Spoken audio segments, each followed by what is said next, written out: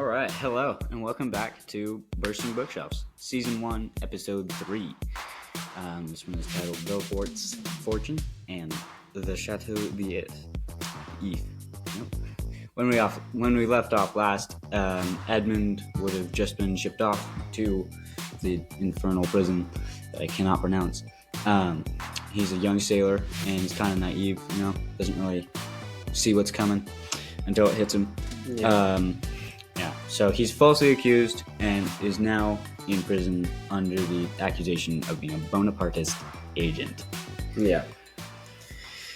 So, as he's being sent to prison, his accuser, the government person who sent him to jail, whose name is Villefort, he is rushing to Paris with the news that he found in Dante's letter, the letter that Dante's had, and we're going to figure out what that news is. Yeah, today. and so this week we are on into his time in Chateau d'If, or however you pronounce that. Yeah. So we're going to start off chapters 10 and 11. They're going to be combined for what we're doing here.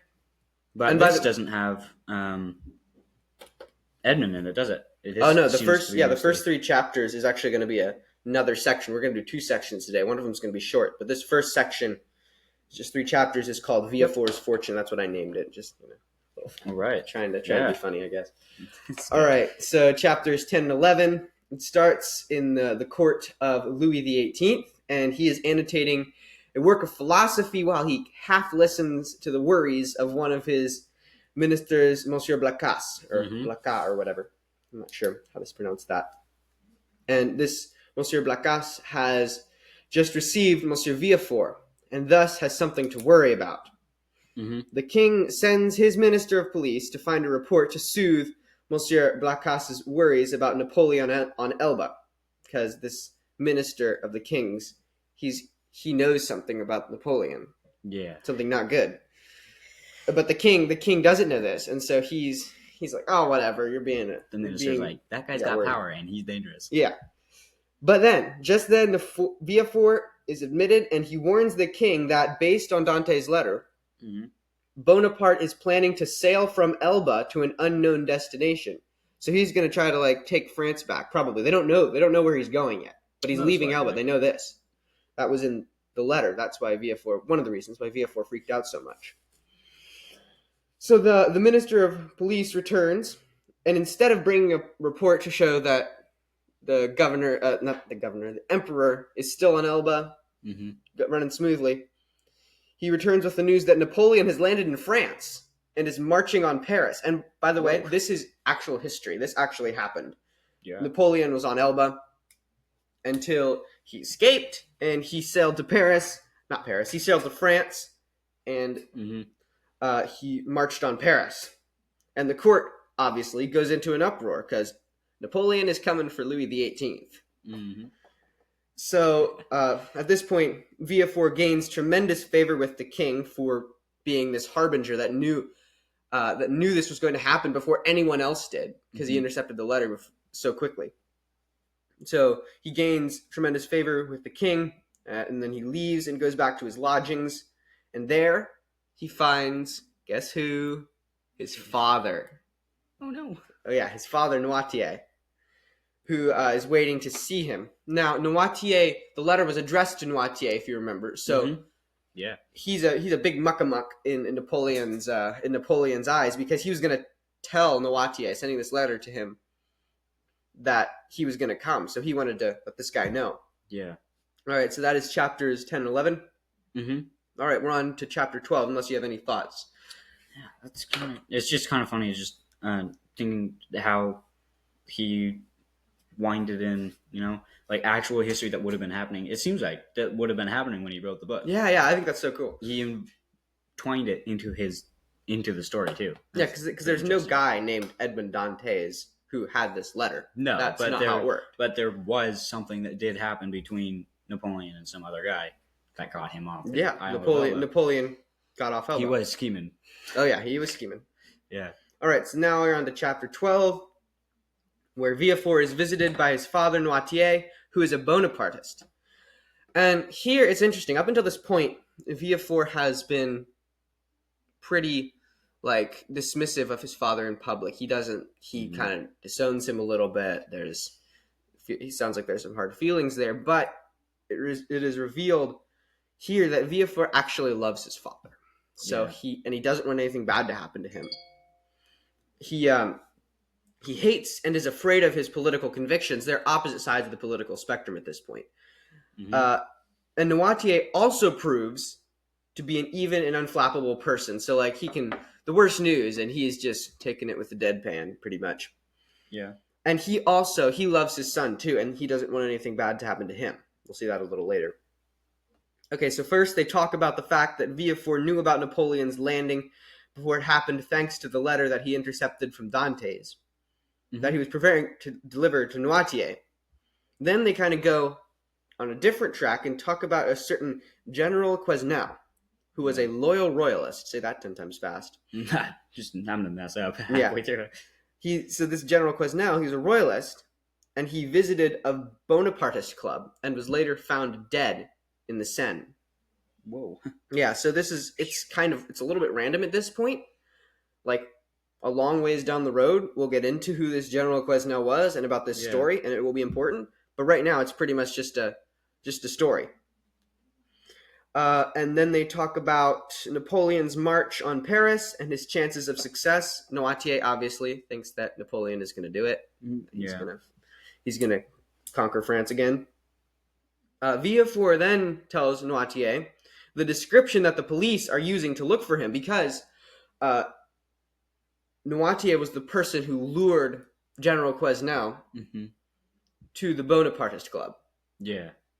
So the police are looking for him, and they want to find him. So they have the description of this man. So Noirtier immediately shaves and changes his hat, cane, and coat, like he basically steals all this stuff from Villefort, and then before taking his leave of his son, but not before telling him what to do and say if or when Napoleon is restored, and how best to maintain his good position in such a case. Because whoever's on the throne, Villefort wants to stay. He's ambitious. He wants to stay in power. Whoever's on the throne, he's a royalist. He wants the king to be in power, not Napoleon. Yeah. But he still wants to maintain power. Whoever is in charge. Yeah, I think that's how like anybody who would have been in power during that whole thing, they're like, oh. Sweet everything. I really hope that I'm able to stay in power. That was a tumultuous time. That was ridiculous. Yeah, I just imagine the amount of just turmoil that everyone in any position of power ever during that time would have just been like, oh no, please. It's like I don't know who to swear allegiance to at this point. Is it this guy? Is it the king? Or is it Napoleon? No, it's the king. No, it's Napoleon now. No, it's the king again. Anyway. Okay, and now it's this weird rant. Who is that? Why is he there? Yeah. What? All right, so that's the end of chapter 12. We're on to chapter 13. And this chapter is a lot of history, both fictional and real. Yeah. It's about the triumphant return of Napoleon for 100 days, which actually happened. Napoleon conquered France for 100 days. And then he was overthrown again. So during this time, Monsieur Morel, who is Dante's former employer, he tries several times to get Edmund released because, if you remember, Dantes was thrown in prison for being a Bonapartist agent, and so now that Bonaparte is king, well, he's innocent now because he helped the king get in power, and the king should the emperor should let him free, right? Because he helped him, even though he didn't, because he's innocent. But he appeals to Villefort, who does not want Dantes to get out, and Villefort pretends to oblige Morel and do his best to free Dantes. But in reality, he doesn't. He doesn't do anything, and he actually foresees the second restoration. He foresees Napoleon being overthrown in a few months. So he doesn't want this guy out walking around who can rat on him pretty much about his connection to his father or anything else.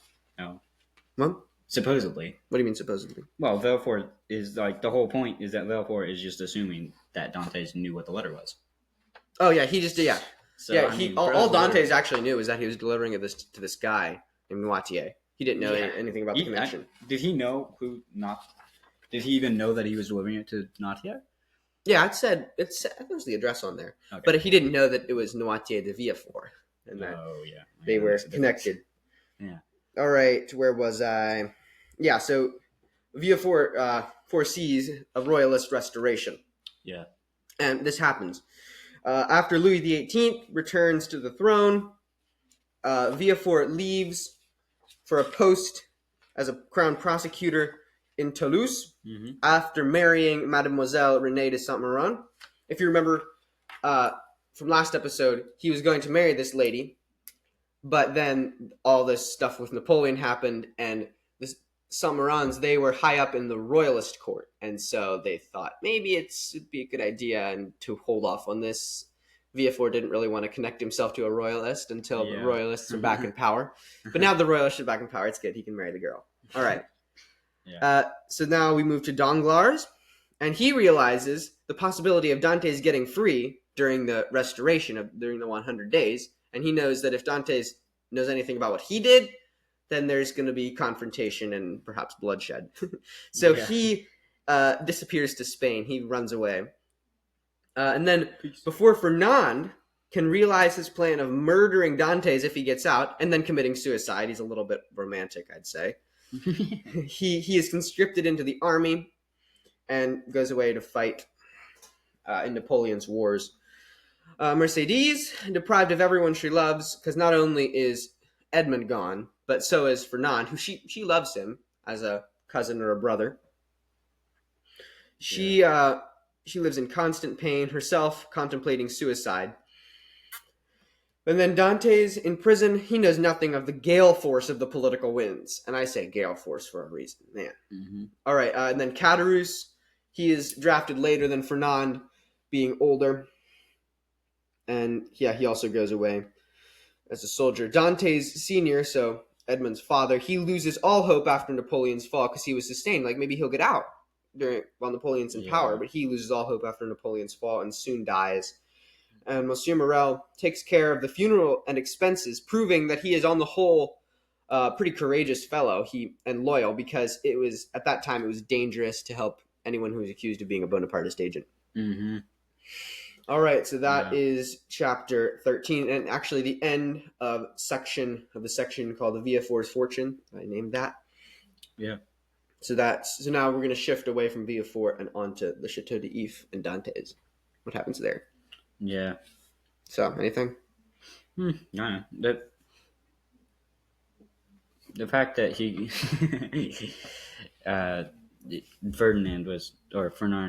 Fernand, oh my word, is just kind of set on just like absolutely getting Dante's out of the picture no matter what. Yeah.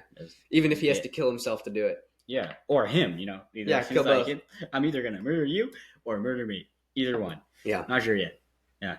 It's just a lot of everybody's just like suicide books interesting. Yeah, and it's interesting the difference in styles between Danglars and Fernand. Yeah, because one's like, I'm scared, I'm gonna get out of here, I don't want to harm my pretty little self. He's like, and then Fernand's just like, take me with you. No, I'll take you with me. If I'm going down, you're going down. Yeah. Actually, you know what? Never mind. I'm getting drafted. Yeah. All right, so I named this next section, which will be like 8 chapters, the Chateau d'If, Le Chateau d'If, if you want to be French for a little bit. I do not. Okay, I respect that. All right, so that would be chapter 14 is the first chapter in this section, and we'll get right into it. All right, so the Chateau d'If is visited by an inspector who goes down into the dungeon to see a quote-unquote mad abbé. Or abbé is another word for priest, actually. Oh, okay, yeah. So a mad priest who is in the dungeons. And this priest is named Faria. And he also goes to see Dante's, who is also thought to be insane at this point. So this Faria speaks of a massive treasure that he possesses. He's trying to bribe his way out of prison because that's why they think he's mad. He keeps he keeps on talking about this treasure, trying to bribe the governor with I'm a count. Yeah. Yeah, right. So he's trying to bribe his way out of prison, and that's why everyone thinks he's mad. So they interrupt him doing geometric calculations on the floor with a piece of plaster, which alone should make people think, is this guy really mad? I mean, geometry. Mad people don't... I mean, do mad people do geometry? That would just make me wonder, is he okay? Is he alone? Does he need a friend? Like, geometry on the... Yeah, like, that's not something I would do for fun. I mean, if I was locked up in prison, I'd do something else, like read a book or something. I don't know. Get bored and fall asleep. Well, yeah, this is foreshadowing of Faria's character later on, because we're gonna see more of him in a little bit. He's just like, you know what? Forget this. I'm doing geometry. Yeah, this is boring. I want to do some geometry. All right. The inspector then goes to Dante's, and Dante's is pretty different in his demeanor. Mm-hmm. He begs to know what crime he is being accused of, because he doesn't know. He doesn't know what happened. Actually, he does know why he's in prison. He knows that what he's being accused of, but he didn't do it, and so he's asking to have a trial. He has a clue of why he's there, but he's like, wait, why am I still here? It's like I'm not guilty. What's happening here? Yeah. So he has to have a trial. The inspector promises to do what he can, but later when he sees what's written under Dante's name in the prison ledgers, he's like, no way, I am not helping that guy. Run away. Yeah, because this was after the 100 Days, when Louis XVIII was back in power, and all of the Bonapartists were fleeing or losing their heads or hiding or something. I don't know. Yeah, one of the three. One of the three. So yeah, it was not good to be a Bonapartist agent at this point, even if, as in Dante's case, you were innocent, but you were accused of it. Accidental. Yep. All right. So the prison governor is transferred, and the new one assigns numbers to the prisoners. Dante's becomes number 34. That's where that chapter ends. I actually really enjoyed that chapter when I was reading through chapter 14. It was a fun chapter to read. Yeah.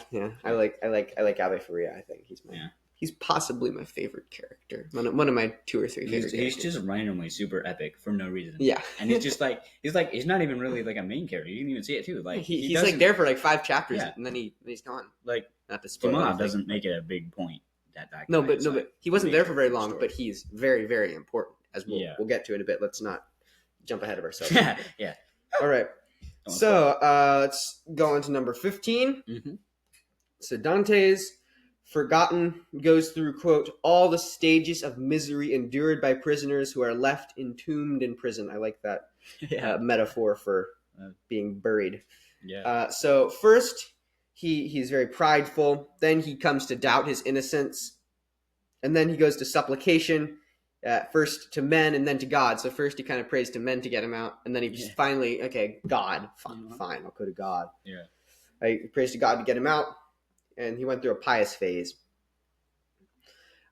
He became wistful of convicts forced to row in the galleys, envying their access to fresh air and the wide expanse of water. Even though they were technically prisoners too, he envied the galley slaves, which he was at a low point if you envy galley slaves. If you know anything about them. Split rocks or something. What? Don't they have to split? No, they row all day. Oh, that was close. Big giant boats. That's what galleys are. No. That makes more sense. Yep. So anger follows holiness. He settled correctly, as it turns out, on the assumption that human malice put him into prison. He develops elaborate tortures for his betrayers. No. Yeah.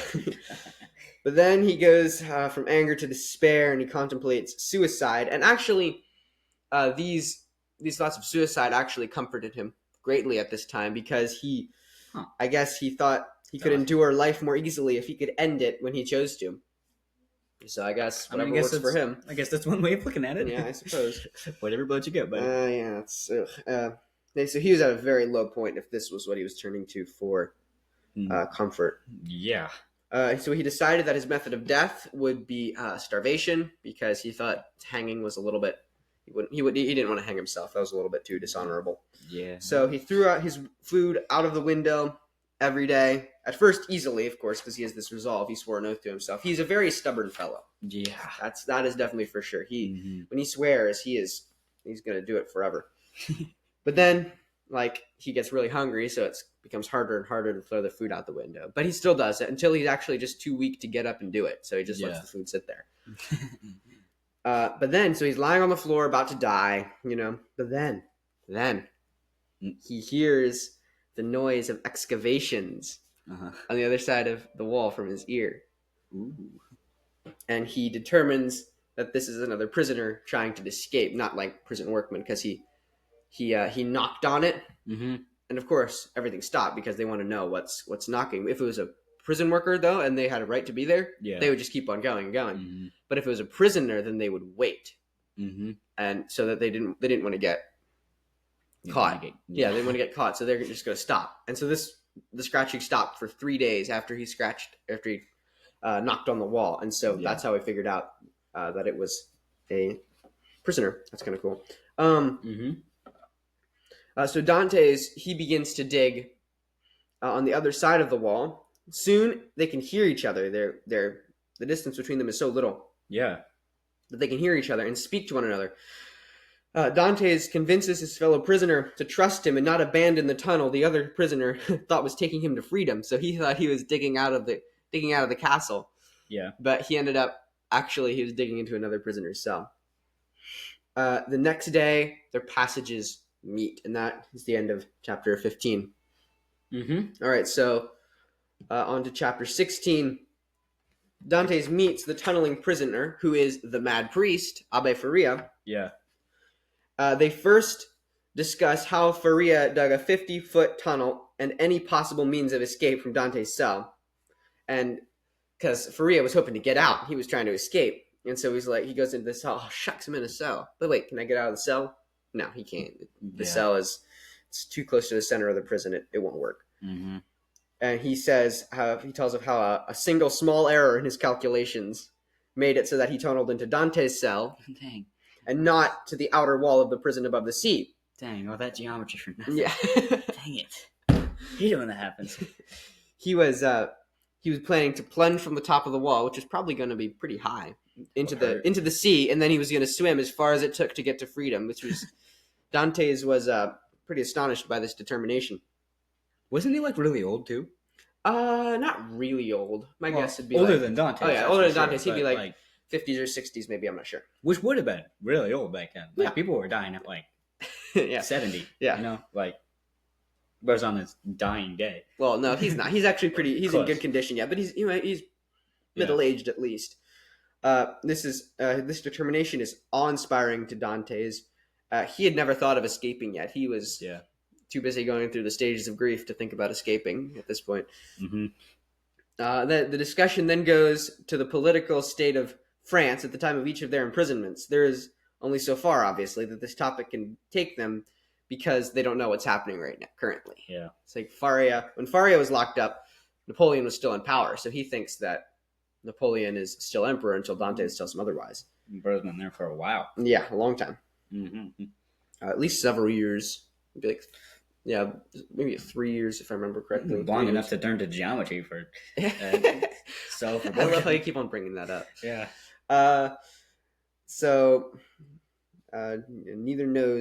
Neither knows anything about the 100-day restoration. Dantes was put in just before it happened, and Faria knows nothing about it.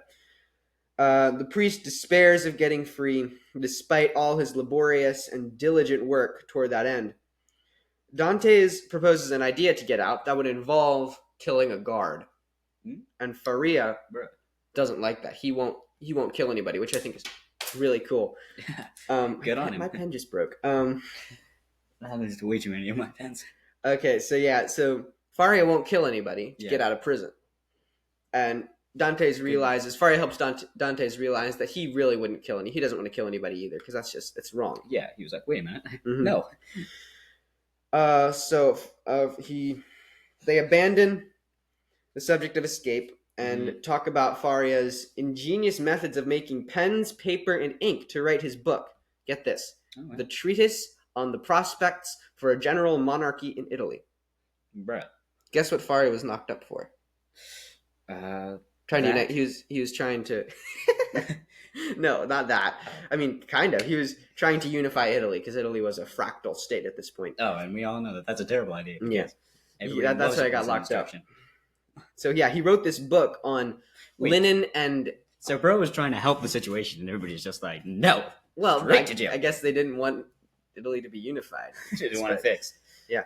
So he wrote this book using ink that was made from soot from an old fireplace that was in his cell, blocked up fireplace. Mm-hmm. Pens that he made from... What did he make the pens from? I don't remember where I made the pens. It was some kind of bone or something, right? Oh, yeah. Was it... Like a feather?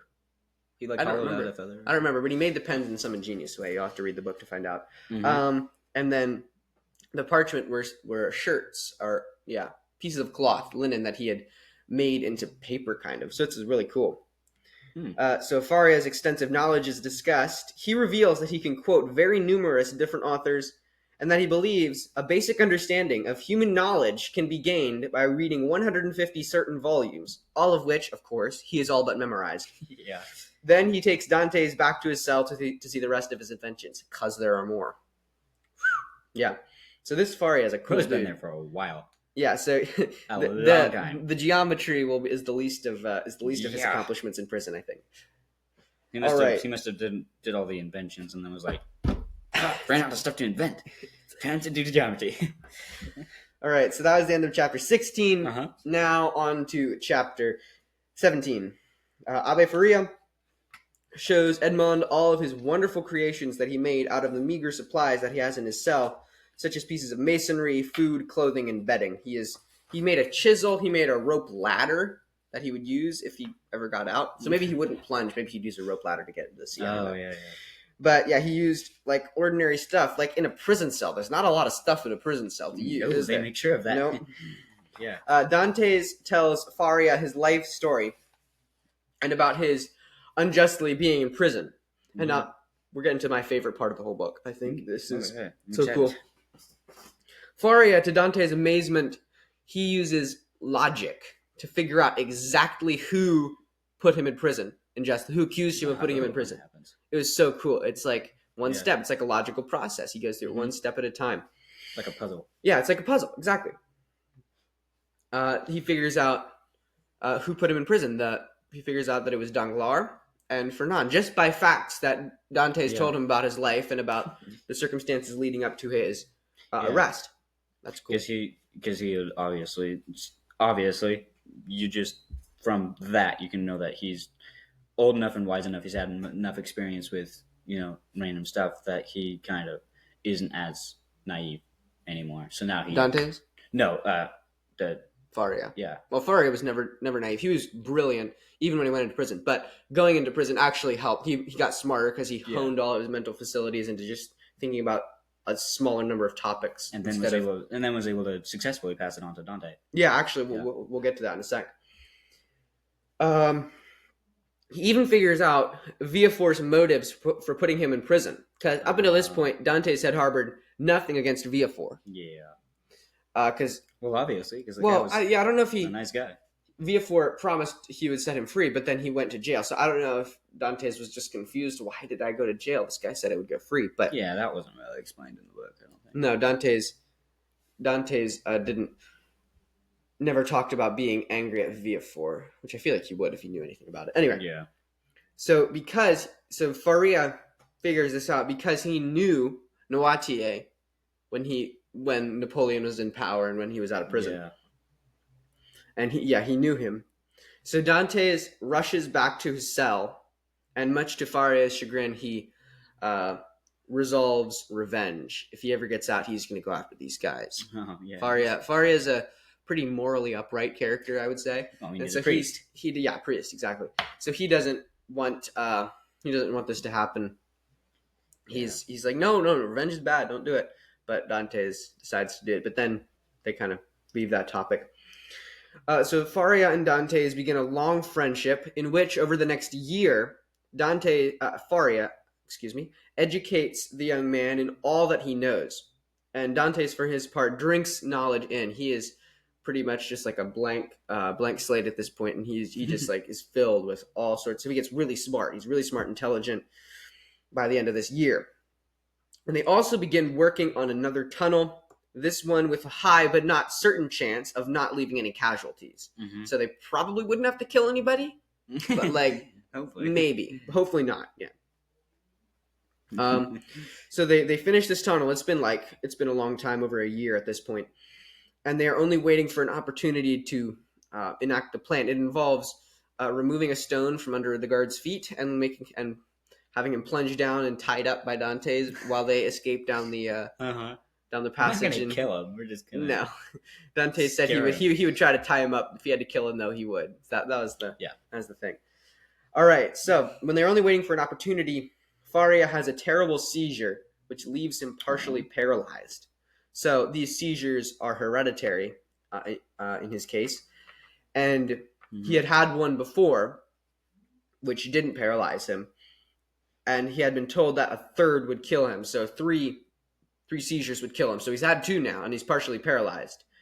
Also, he can't go. The plan, he can't escape now. Dante's could still escape, but he can't. Yeah. But Dante's vows to stay with him to the end and blocks up their tunnel. Dante's is loyal to his friend. It's an admirable quality, I would say. Yeah, loyal to the end. Loyal to the very end. And he blocks up their tunnel. Not permanently, so like if Faria gets better, per se, they could still get out. They could unblock it. Yeah, I think. Hereditary, what does that mean? Hereditary? Oh, that means like passed down from generation to generation. Like his ancestors' father maybe had it. I originally thought that maybe that means that like maybe Dante could have gotten it from it. No, that'd be contagious. Yeah, right. Yeah. All right. Chapter 18. We're done with chapter 17 now. Faria brings up the subject of treasure once again, telling Dante's about that there's a lavish fortune that is entirely his. Faria's, that is, not Dante's. Oh, yeah. At first, Dante's thinks that his friend has gone mad again, but Faria tells him a tale that will make him believe. The tale that Faria told Dante's was a tale of one of the ancestors of Count Spada. This Count Spada had been the employer of Faria, and Faria is the sole inheritor of this guy. So whatever was his, because he's dead now, whatever was his is now Faria's. So long ago, a greedy pope and his son, desperate for money, sold the privilege of being a cardinal to 2 very rich men. They essentially created 2 cardinals. Cardinals were like kind of high up people in the church. So he sold the right to be a cardinal to 2 men for a large sum of money. One of the men was named Spada. After the sale, they invite the 2 men to a feast where they intend to kill them and take the rest of their wealth. Oh. Yeah. That's about right. Yeah, so they're like, I took your money already for the cardinal hat thing, but I want the rest of it, so I'm just going to kill you now. Thank you. So one of the men was named Spada, as I've said, and he figures this out. He figures out that they're going to kill him, and I guess he goes anyway. I guess he just couldn't figure out a way to get out of it, or he was too honorable to get out of it or something, but he goes anyway. Yeah. He writes a will and hides his enormous treasure for his heir, which in this case is his nephew, to find. He hides the treasure because he doesn't want the bad guys, the Pope and his son, to get it. Yeah.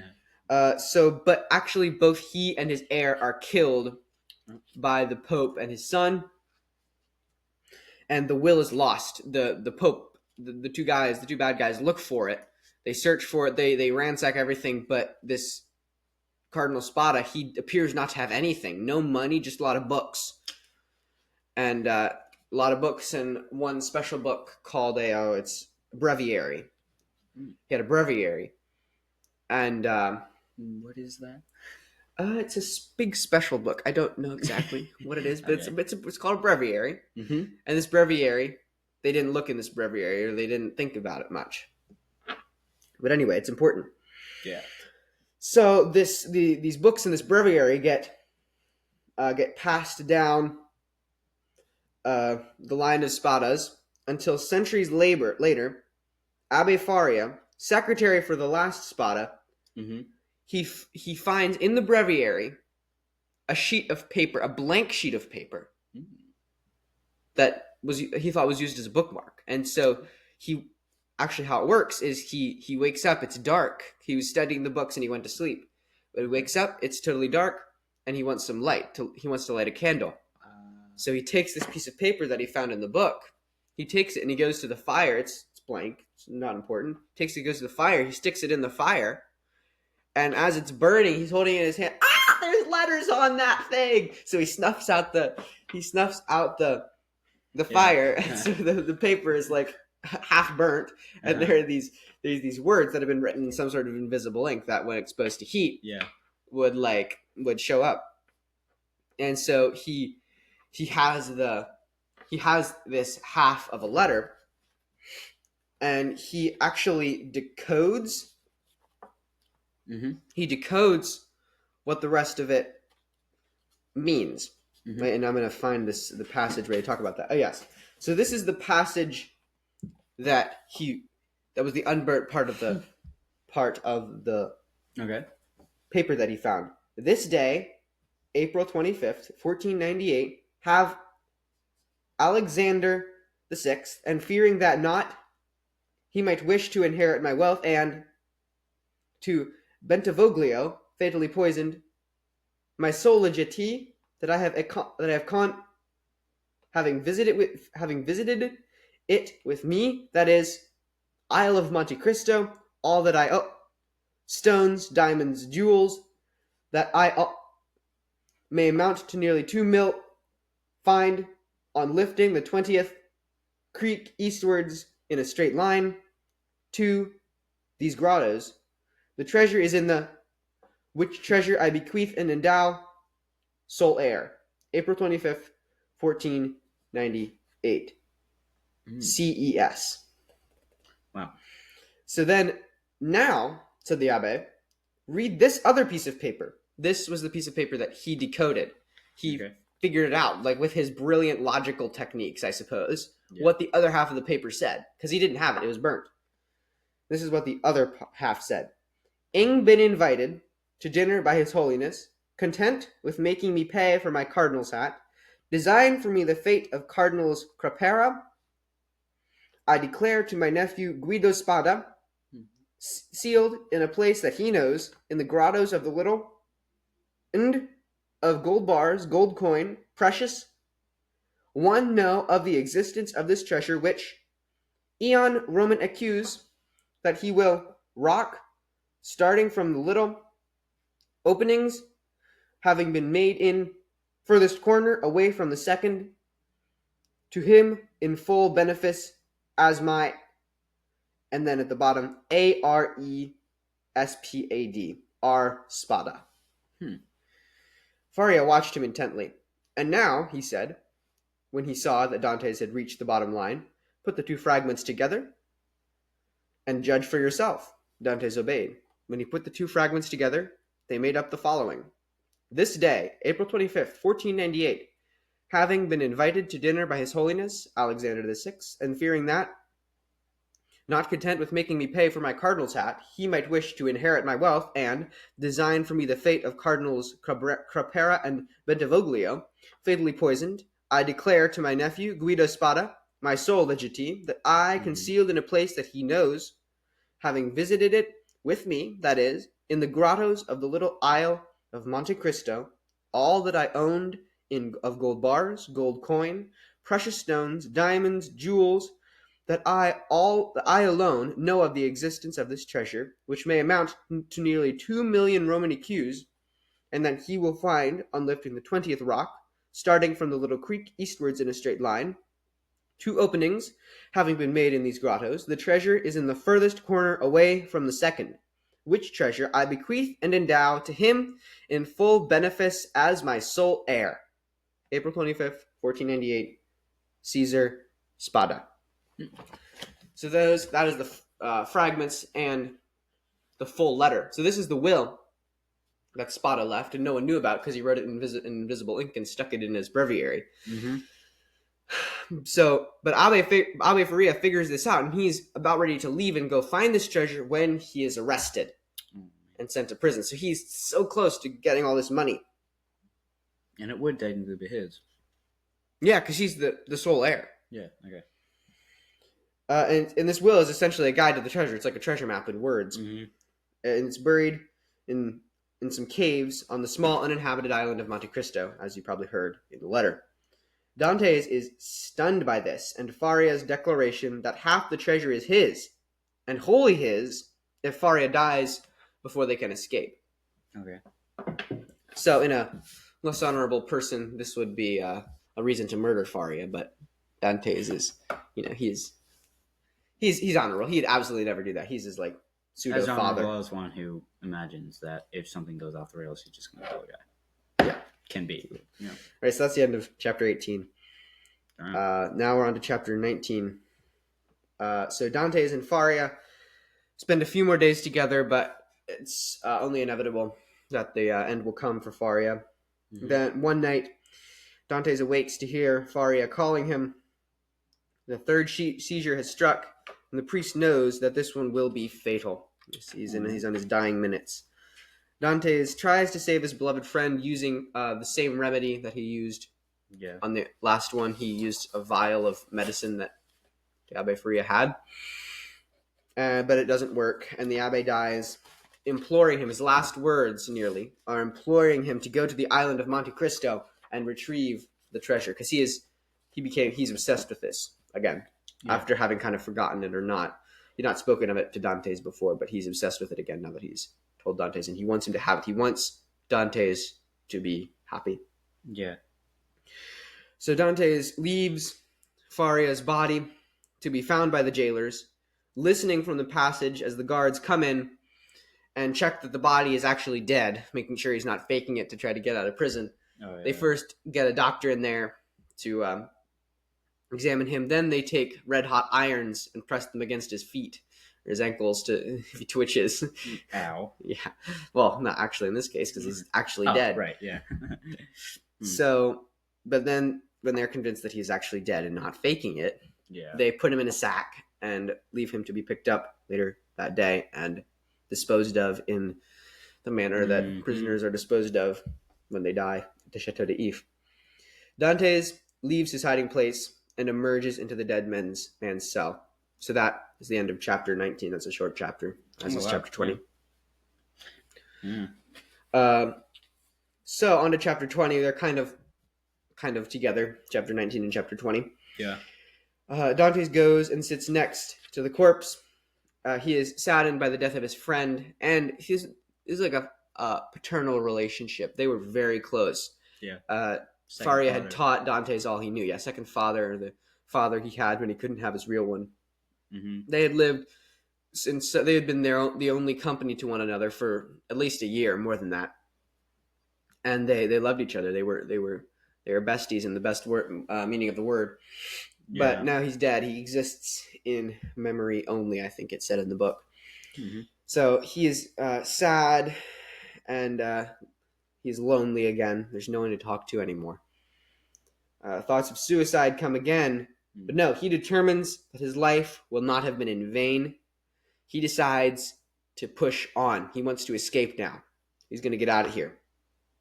And at almost that same moment, an idea occurs to him. He thinks, well, whoever is in this sack is about to be taken out of the prison. Yeah. What if I was in the sack? What if? He doesn't like the idea because it's kind of revolting a little bit. It's pretty strange. Pretend you're dead. Sack. Yeah, I'm going to be in the sack. And he'd have to be there for like all day. He does have to be like completely naked in that sack. So if somebody opened up that sack, he'd be like, "Oh, this is awkward." Yeah. He has to act like he's dead. He has to be stiff and all the things. Yeah. So his plan is to get in the sack, put Faria in his own cell, so that the jailers will think that he's like just sleeping when they bring his meal in, and then he will be taken out and buried, and then he'll be able to cut himself open with the knife he's carrying, and then dig his way out from being buried alive. That's his plan. So he carries it out. Yeah. He places Faria in his own cell in an attitude of sleeping, so that the jailer won't know that it's not Dante's in there. He sews himself into the sack, and he spends an agonized day. He has to lay there all day. He also stripped off all his clothes so that they wouldn't feel any clothing underneath it. So he's lying naked in the sack all day with only the knife for company. Yeah. So he was waiting to be taken out and buried. The undertakers come, or whoever the undertakers were at the Chateau d'If. Yeah. And they take him out of his cell and out of the castle. Then he doesn't understand what's happening at this point. They tie a cannonball to his feet, Like, and then they chuck him off a cliff into the sea. Well, that's what he was They think that he is a corpse, but then just before he hits the water, he screams. And they're like, "Oh no!" Something went wrong. The fact that they didn't. Okay, that's what's weird though. Is that they just kind of just left the sack there. They were like, "Yeah, okay, he's dead." Well, yeah, All they thought he was gonna die. They didn't know he had a knife.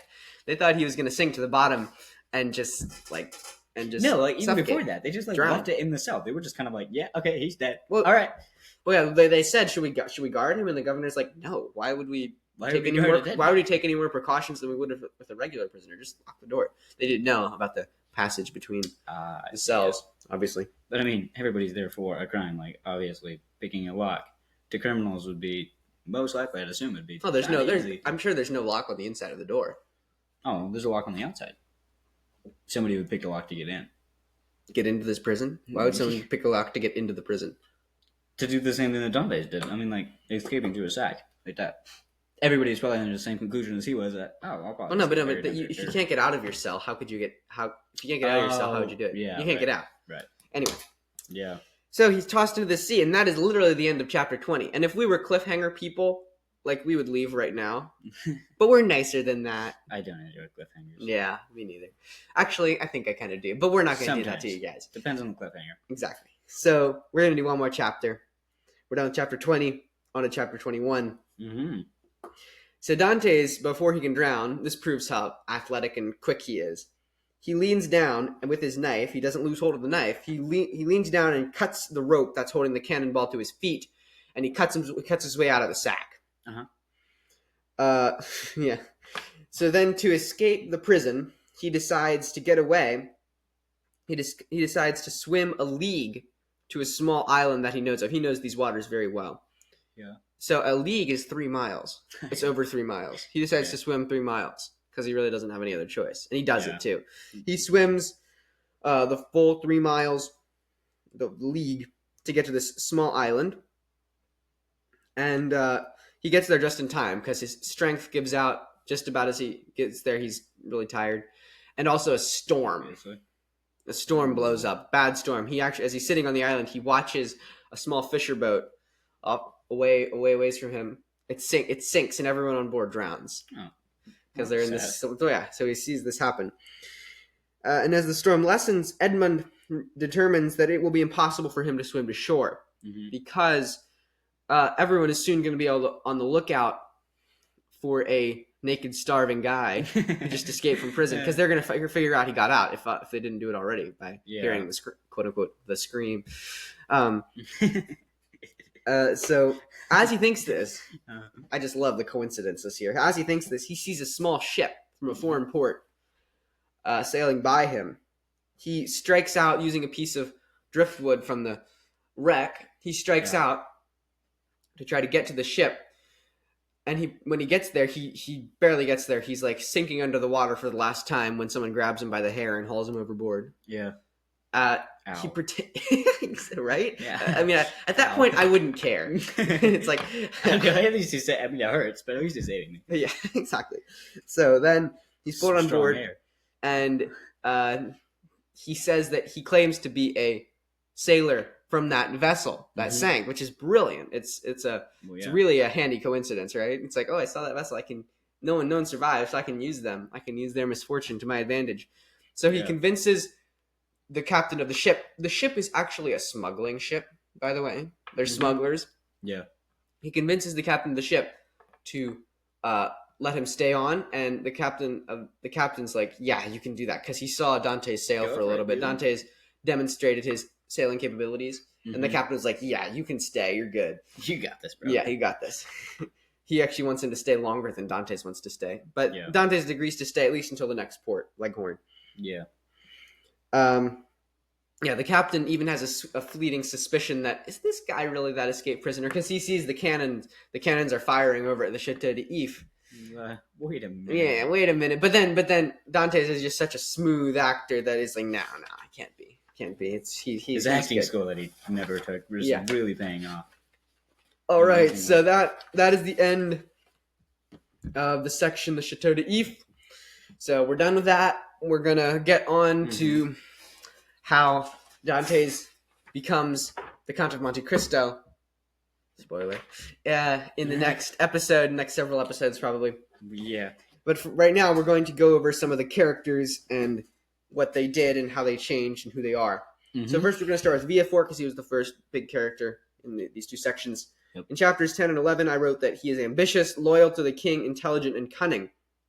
He knows not to move too quickly when trying to gain favor with the king, for he shrewdly chooses not to make any enemies, though they are going out of the king's favor. So he knows, he's very politically savvy. He knows who to make friends with and who to stay away from, Yeah. In chapter 12, he actually loves his father, even though he is scared of his political ideas and doesn't want anything to happen to him. So there's a bond there, even as kind of weird as it looks. There's a bond there. And then in chapter 13, when he is dealing with Monsieur Morel, he reveals himself to be a sharp and devious liar. He convinces Monsieur Morel that he's going to help Dantes get out of prison, when in reality, no, he's not going to. Of course not. Yeah. So then I have one note on Noirtier. He is calm, even, and unflappable. And he loves Villefort and doesn't want anything to happen to them. Like I said, there's a bond there of some kind. Yeah. So now we're on to Dantes. I have some notes on him. In chapter 14, he is still naive at this point, this early in the section, but he wants freedom. He wants to get out, but he hasn't thought of escaping yet. Yeah. In chapter 15, he finally fixes on betrayal as the means of his imprisonment, which means he is becoming less trusting. He's becoming more shrewd and less naive. He's becoming more of the count. Yeah, more of the count and less of Dantes. So, and then chapter 17, he's actually intelligent. He's a smart guy. He just hasn't. Yeah. He wasn't trained before. He's very loyal, and we start to see that shift. Like I said, we're shifting away from his previous naivete. Okay, then in chapter 18, in chapter 18 he says that he is still not a perfect judge of people because he still thinks that the Abbe is mad, even when he's clearly not. Yeah. He still thinks he's insane. Yeah. When the Abbe tells him about his treasure, he's like, "Oh, we're back to this again. I thought you got over this before." Yeah. No. So he's still not a perfect judge of people. So he's getting there, but not quite. Yeah, quite yet. Then in chapter 21, he has emerged from prison on board the smuggling ship. He is just a smooth liar. He doesn't freak out when he sees the cannons shooting at the Chateau d'If because you can see it across the water from where they were. Yeah. He doesn't freak out. He just comments on it mildly and just does his thing. What are you looking for? That's Yeah. kind of odd. Yeah. How does that? Exactly. And so that's what convinces the captain. So he's just smooth as butter right now. Yeah. So before this, he would have been smart, but like but now there was he's no way more to like no place to channel it. He wasn't informed. he was smart, but in like normal things that normal people should be smart. Yeah, he was a really good sailor. He was a brilliant sailor before this. He was a good leader and a sailor, but he wasn't worldly wise. He didn't know all the stuff. But now, after he's been educated by Faria and he has had so much time just to hone his intelligence and stuff, he's just bursting. All right, so now we're on to Faria. In chapter 14, he is perceived to be crazy and claims to have a massive treasure. So that's how we get our first look at Faria. Even though there are hints that he is actually not crazy. Yeah. He's quite intelligent, actually, and not crazy. However, there is a bit of foreshadowing in the fact that Dumas mentions that he is doing geometry on the floor of his cell. I just love that. That's so funny. Yeah. All right. Then in chapter 16, I wrote that he is exceptionally brilliant, Faria is. And his time in prison has sharpened his mental facilities. So, like, when we're out and we're living our lives, our minds are everywhere. We're thinking about lots of different things, all the people. There's so much to think about. But now that he's in prison, he can hone his ideas a little better, and he thinks about specific things. And that way he's become even smarter and more intelligent and more brilliant. Yeah. And then in chapter 18, all I wrote was, not mad at all. Yeah. He's not mad after all. He was wrong. No, everyone was wrong. He was right. Yeah. Everyone was wrong about him. Yeah. Sometimes people actually do have treasure, and they're not crazy when they talk about it. Yeah. All right. So that is all I have. Those are all the notes that I have. So, It's pretty impressive. Yeah, I'm enjoying this book immensely. So what? Go ahead. Sorry. So next week we're gonna be more seeing like mostly like the count is gonna happen soon. Well, yeah, we'll probably have one more section where he'll still be Dante's, but we're gonna like pretty soon there's gonna be a shift. And actually, Thanks for mentioning that. Mhm. We're gonna start releasing episodes monthly, once a month. So our first episode came out in what was the date that it came out? Would have been October. or Or pretty late October. So by the time this thing comes out, you'll realize this, but we're recording episodes weekly or semi-weekly, but then we're going to be putting them out pretty much once a month. So that way we'll have a big backlog, and we'll keep on putting them out for probably a year, depending on how many episodes we do. But yeah, so those are all the announcements that I have.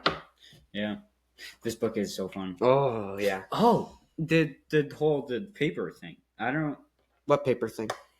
His having the half the paper and then he burns it. Mm-hmm, So mm-hmm. I don't remember going into that much detail in the book that I read, which means that was kind of a bummer. That the abridged version kind of. Oh yeah, so yeah, the abridged version, there were certain like relationships or interactions in the abridged version that I read that were a little bit hard to understand because they seemed like they came out of nowhere.